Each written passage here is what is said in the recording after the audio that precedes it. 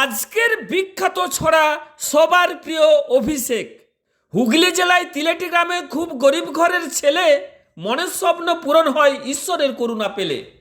অভিষেক রায় নামটি বাবুর, বয়সটি 20+। কোকন্দ হাই স্কুলে পড়াশোনা করেছে, মাধ্যমিক পাস।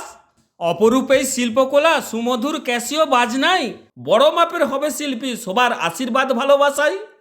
অতি সাধারণ সাদামাটা সহজ সরল অভিষেক, নিজের লক্ষ্য পূরণ করে এতেই যেন পাই ঠেক।